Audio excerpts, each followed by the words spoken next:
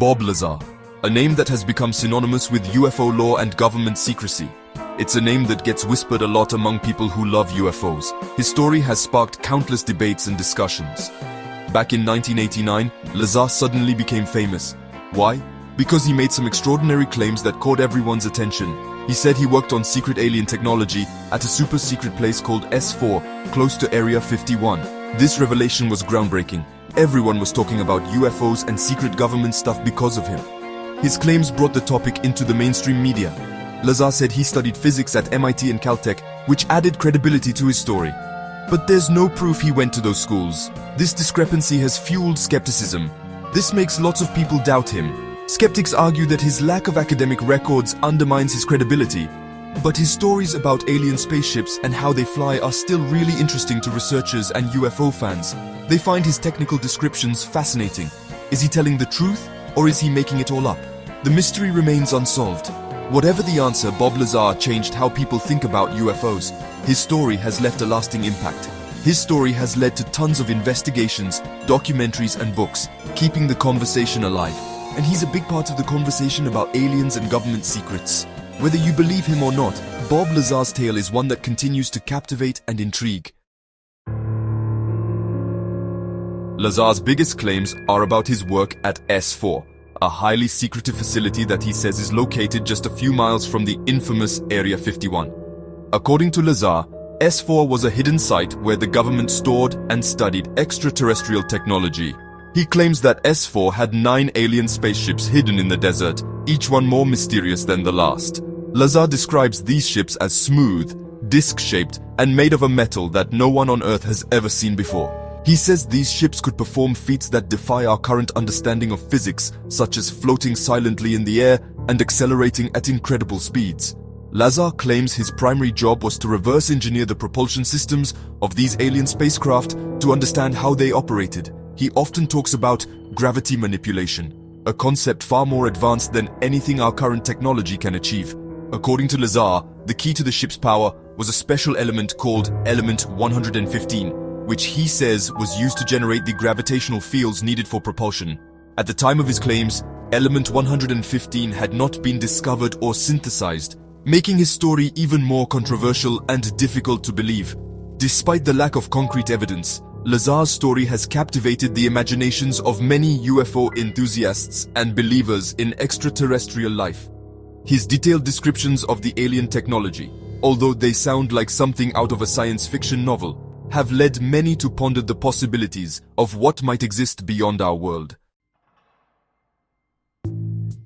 A big part of Lazar's story is Element 115, also called Ununpentium. This mysterious element has been at the center of many debates and speculations, especially among UFO enthusiasts and skeptics alike. This element wasn't on the periodic table when Lazar first talked about it. Back then, it was just a theoretical concept, something that scientists had speculated about but had never actually seen or created. He said it was the secret to how the alien ships flew. According to Lazar, this element could generate a powerful gravitational field, allowing these crafts to perform incredible maneuvers that defy our current understanding of physics. He said that if you hit element 115 with protons, it makes antimatter and creates a gravity wave that pushes the ship. This process, he claimed, was the key to the advanced propulsion systems used by these extraterrestrial vehicles. Surprisingly, scientists actually made element 115 in a lab in 2003.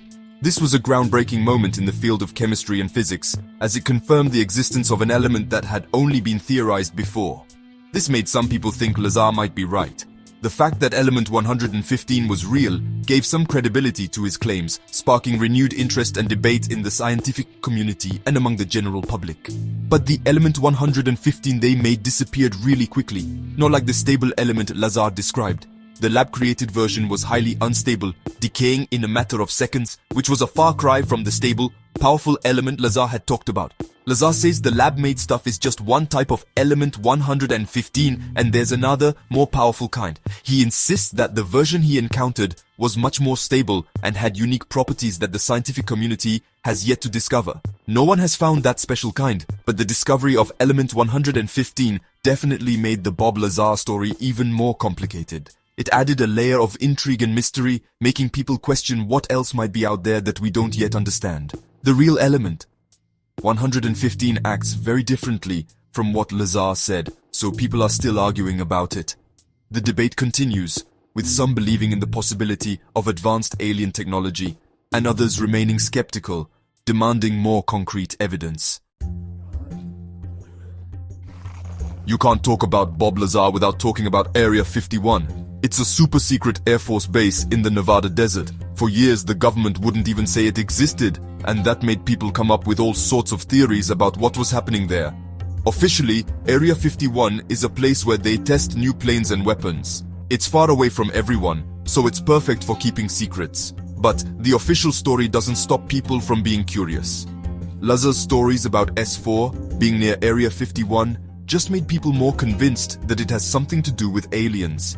The government admits Area 51 exists, but they still keep most of what happens there a secret. Bob Lazar's story is exciting, but also really controversial.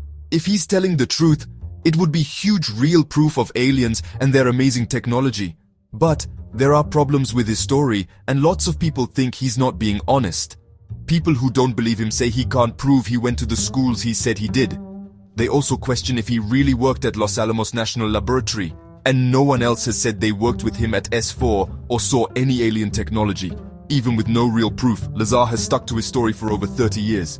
He's taken lie detector tests, and he says he passed, which he thinks proves he's telling the truth. Whether he's telling the truth or making it up, Bob Lazar has become really famous. His story, mixing science fiction and conspiracy theories, has been around for years, and it's inspired books, documentaries, and movies. Movies like and were influenced by Lazar's ideas. You can also see his influence in TV shows like and, which are about government secrets, and aliens. Lazar's story has had a real effect on people who believe in UFOs. Lots of people have started their own investigations, trying to find proof. Because of him, UFO tourism is a thing, and people go to Area 51 hoping to see something strange. There are even researchers, authors, and podcasts all about trying to figure out if Lazar is telling the truth. The Bob Lazar story shows how much people wonder about the unknown. It's a story that's hard to understand. It's exciting but also confusing. We still don't have proof of Lazar's claims, but people are still talking about it, and it makes people curious. Is Bob Lazar telling the truth? We don't know for sure.